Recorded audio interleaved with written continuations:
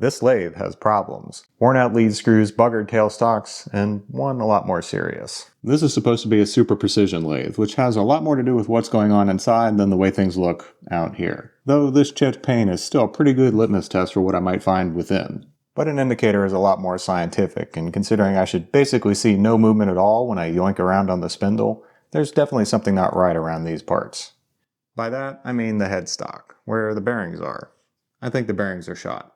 Now, I've known about this problem for a while, basically since I got the lathe, but I've been sticking my head in the sand on this particular subject, attempting other fixes for a couple of reasons. Firstly, the replacement bearings, of which I'll need two, are going to cost me an arm and at least part of a leg. And B, the procedure is a bit like brain surgery, and from what I can tell, I'll only get one shot at it before I have to sacrifice my other arm and leg. Now, I haven't bought the bearings yet for one main reason. I don't know what they are, so the only way to find out what's in here is to get in here.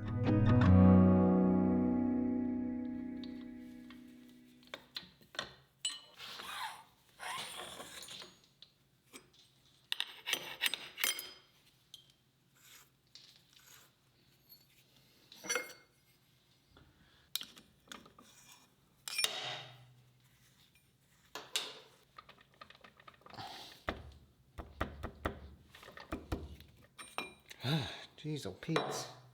Alright, we already hit our first problem. I got 4 bolts to remove, 2 underneath, and then 1 at the bottom of each of these 2 holes. And the problem is, my 6mm socket, it doesn't fit. So,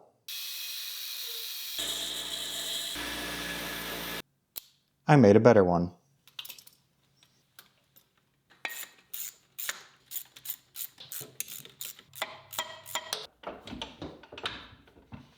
Uh-oh.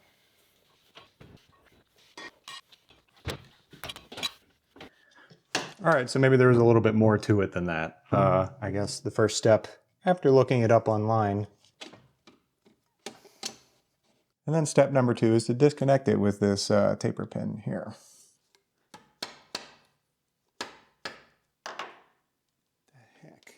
Alright, I'm not sure what's going on. This is a taper pin, and that is certainly a larger end, so it has to come out this way. I guess I just keep... That would be the problem. Whoever had this before wedged a split pin into a hole that's meant for a taper pin. I might have to replace that as well. Oh, there we go.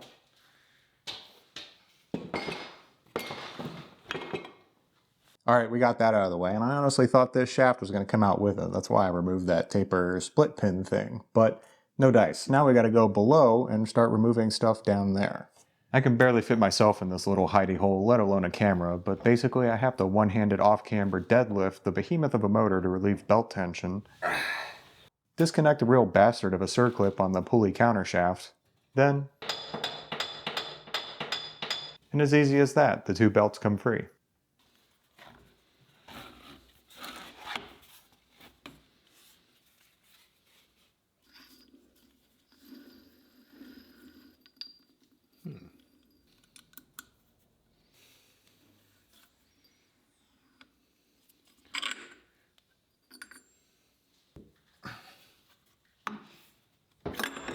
Oof. We're finally laying eyes on the subject of this whole video, the bearings. I did realize something though. This locking ring I removed is potentially what tensions these angular contact bearings, which would lead to the play I was seeing on the spindle. So we're going to keep moving forward and start on the really fun stuff, of getting those bearings out of here.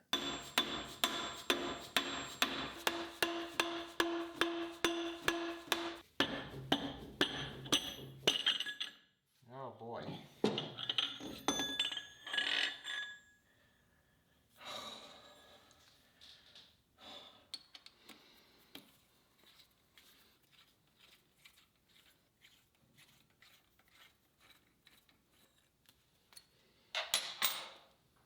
Well, I don't know what I was expecting, but certainly not this. This bearing right here, in the front of the headstock, that takes almost all the cutting loads, is in backwards. I should be seeing the thinner edge of this outer race, like back here on the rear bearing.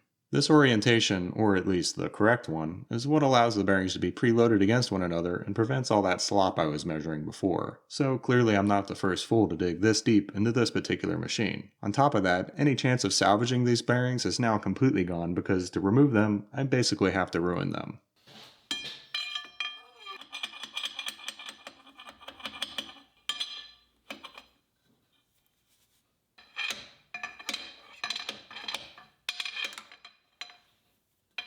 Okay, so slightly less destructive than I thought. Ironically, these were the easiest things I've removed from this lathe, by far. I was expecting these to be a matched pair, which I think means they were ground together somehow to minimize the runout when used together, but their part numbers are slightly different, and more fishy than that, they aren't even from the same country. So no chance of being identical twins, or would it be fraternal? Anyway, I did a little digging, and the SUL part of the code that these both share mean there are single bearings meant for matched sets with light preload, so not entirely off. But if I had to guess, DUL bearings, which are pairs meant for the same circumstances, would be better. But the more I tried to locate a pair of DULs, the more resistance Google gave me, leading me to the conclusion that replacements aren't going to be cheap or quick. But you know what would be? Using the bearings I already have. I mean, the more I play with these, the more I'm convinced there's nothing wrong with them, so what do I have to lose? With the money I just saved though, I should at least make sure these are as clean as humanly possible, so I picked up this bad boy. The Crewworks Digital Ultrasonic Cleaner. No okay. And for the liquid, some simple green. Lemon flavor, of course.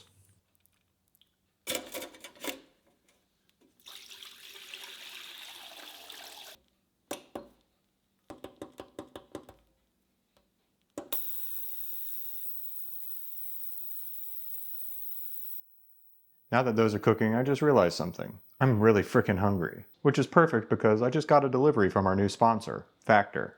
Factor is a service that delivers fresh, never frozen meals to your house, or shop, or wherever you prefer to chow. The dishes are chef prepared and only take 2 minutes to cook, so you're eating in less time than it takes you to do, well, anything that takes more than 2 minutes. And the meal plan options take the stress out of deciding what you're going to eat so that you hit your diet goals. Whether that's with Calorie Smart, Keto, Vegan and Veggie, or my favorite, Protein Plus. Because I'm a growing boy who wants to be big and strong. But really, this Peruvian style chicken is just freaking delicious. Actually, everything I've had has been fantastic. The flexibility of the meal plans is great as well. So if I know it's going to be a hard week, or I just want to give my wife a break, I can adjust the number of meals I get that week. It also really cuts down on the number of times we eat out, which saves us money but also probably years on our lives. So if you have a busy schedule and want to eat more responsibly, but also want delicious meals without having to think too hard about them, then head to factor75.com or click the link below and use code INHERITANCE50 to get 50% off your first Factor box and 20% off your next month of orders. That's code INHERITANCE50 at factor75.com to get 50% off your first box and 20% off your next month of orders. And thank you Factor for sponsoring this video. Okay, so slightly concerning. About an hour in the cleaner and the bearings are discolored. Not sure if that's a result of the vibrations or the lemonade. More alarming though is that the bearings were a little locked up when I first pulled them out. There was no trouble getting them to spin freely again, and they seemed to be smooth after a couple of drops of oil. In hindsight, letting the balls vibrate against the races at 40,000 Hz for an hour might not have been such a good idea. But again, no time to wait for replacements and not much to lose in giving these another shot. But after all they've been through, we could use a little pampering. By we, I mean the bearings. This Kluber NBU15 seems to be the best grease for spindle bearings, and at $40 for this dinky little tube, I sure hope that's the case. But we don't want to just pack these suckers plumb full. The guide I'm following says to only fill them a third full. And I also recall a pretty helpful Rob Wren's video about working the grease into the bearings so that it sort of finds a nice home for itself rather than all squishing out on the first revolution. And to do that, it means I get to make something. Finally.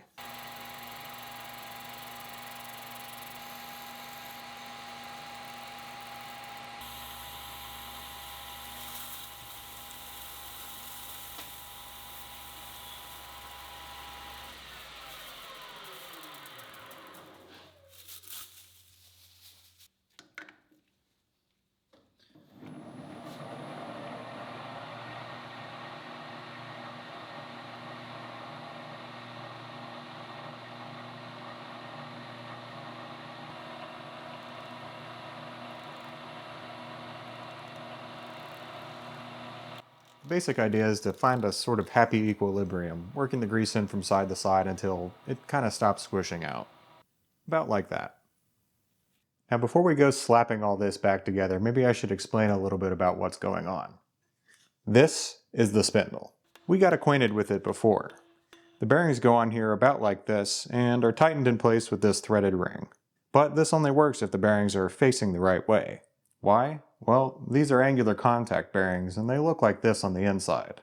When I push on the inner race like this, it will start transferring the load through the balls to the outer race. This is good. This is also not how they were installed, and I'm sure you can see the problem if I push these the other way. But there's a little more to these than just being in the right direction. When all this is in the headstock, the outer races run up against this inner shoulder, on both ends.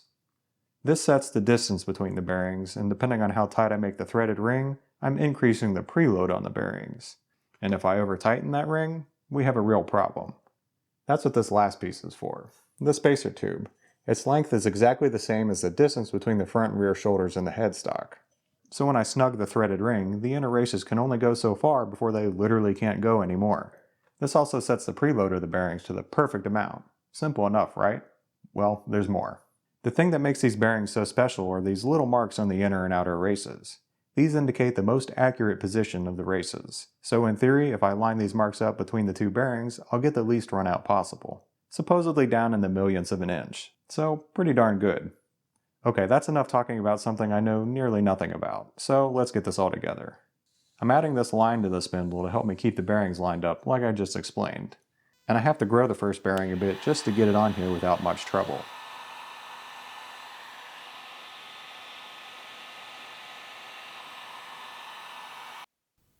Alright, we can't forget the nose ring, and I definitely don't want to forget to put this bearing on the right way, or this would be a whole waste of time.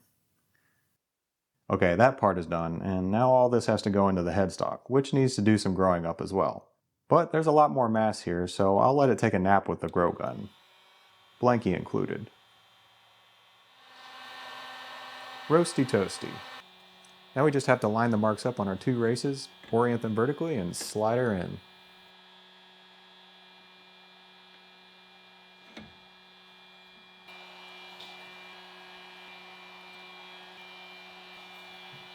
And lastly is the last bearing, which is probably going to be the hardest, so I'm going to stop talking now.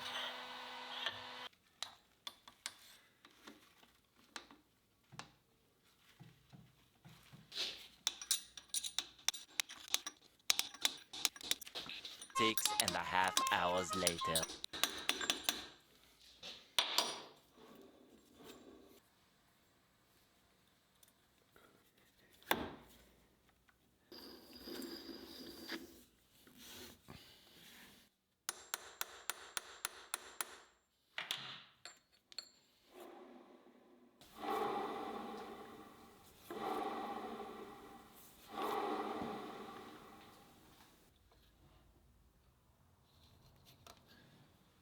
Alright, let's see.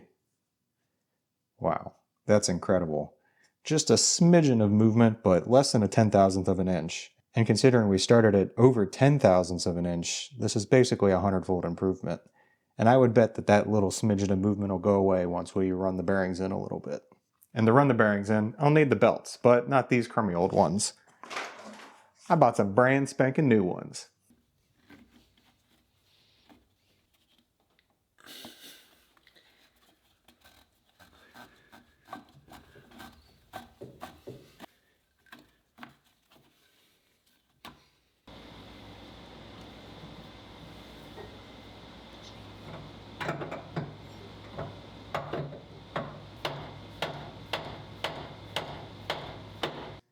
Alright, here goes nothing.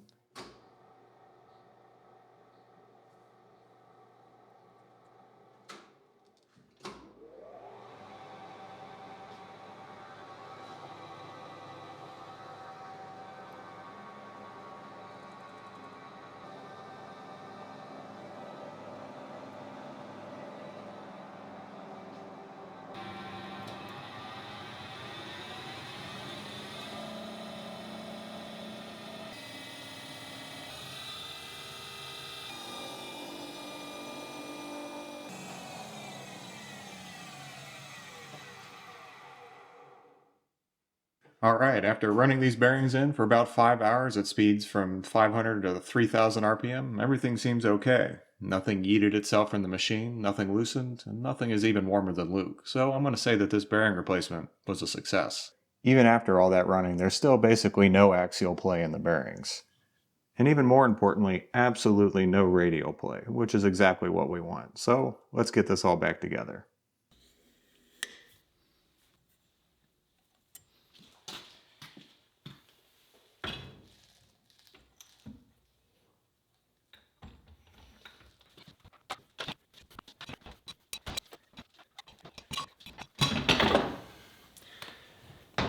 Just had to shake it right.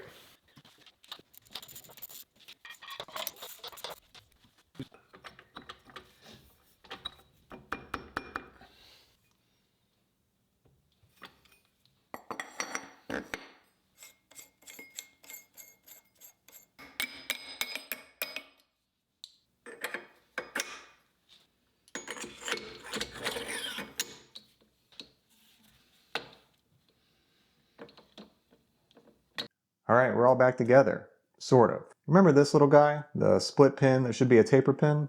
We should do something about that. And I want to do it on this lathe. I just have to get the rest of all this back together real quick, which includes this severely worn lead screw that I tried to remake in the last video. Don't worry, I haven't given up on that yet, but I think this old lead screw is good enough for what I need.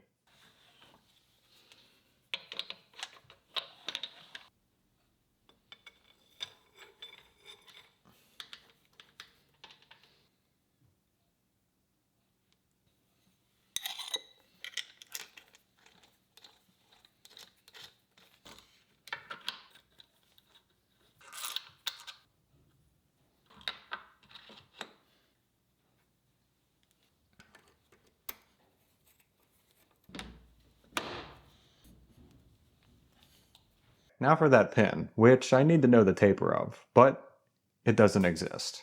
So taking a quick measurement of the hole diameter on each side and the length, then comparing these to standard metric pins, I think I'm aiming for a taper of 1 millimeter per 50 millimeters. So I'll dial this angle in on the compound, and the rest is, well, you get it.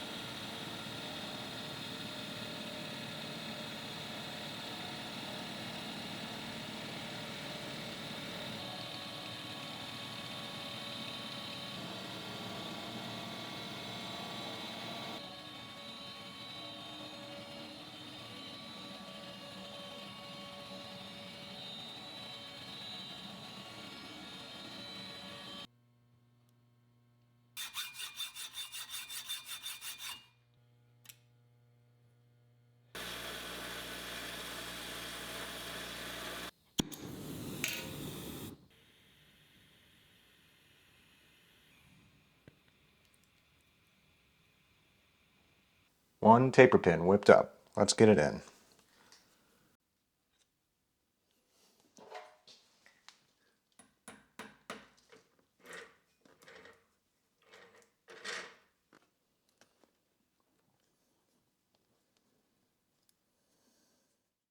Are you ready to be impressed?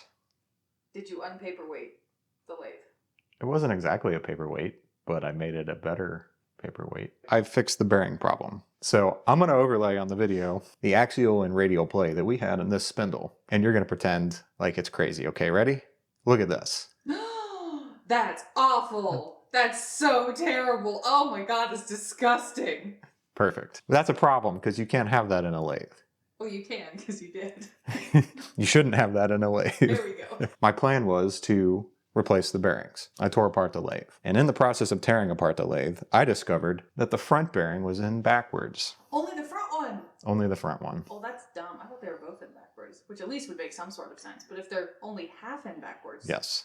that's backwards. The only, like, what am I trying to say? Well, you know, you don't have to say all this because I have seen the video. You see, You haven't seen this. Well, you have seen this part of it. I've edited the first 15 minutes of the video. I'm fully up to speed on what happens with the lathe.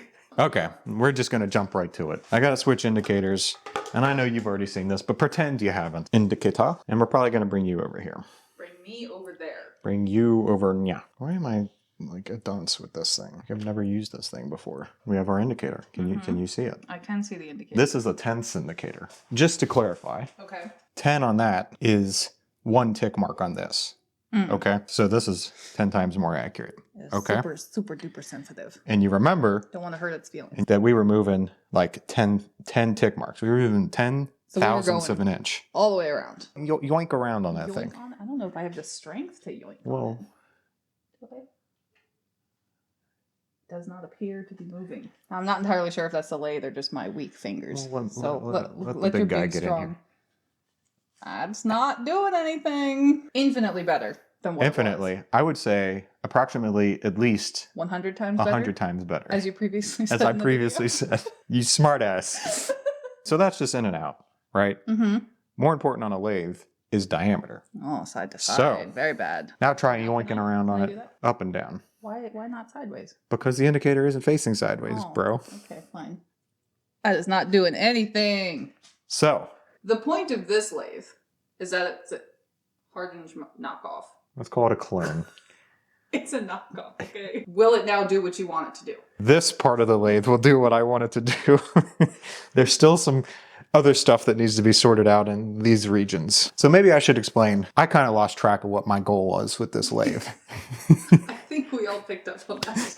The intention of having a more precise lathe than over there, which is a very precise lathe. I wanted to run a test bar, put a bar in between centers, take a pass along, and you can see how the diameter changes. But I can't do that with a wonky ass spindle, no live center. That's why I made this. But when I made this, I discovered that this was buggered up. So I reground this, but when I reground this, now this doesn't fit in there. It doesn't stay. Rather than fix that right away, I decided to go in and make a lead screw.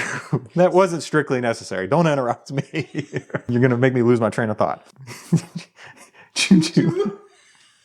So the two most important things for doing a test bar, I hadn't had. A good spindle, a good tailstock. So now you have a good spindle and a good tailstock. Not really. I think a good goal from now is to actually analyze how precise my lathe is. But I still got a little bit of work to do before that. Should probably also get some appropriate tool holders because this one is too big and I'm holding it in with a pin. You want to end the video? I think we could end the video. Okay.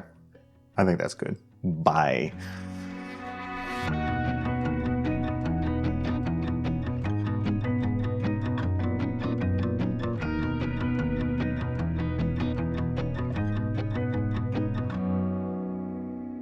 You said you like my engineering brain.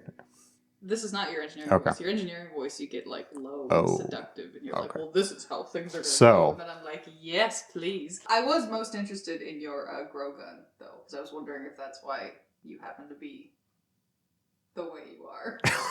Use it every night. Brand spanking new. Brand spanking new. Yeah.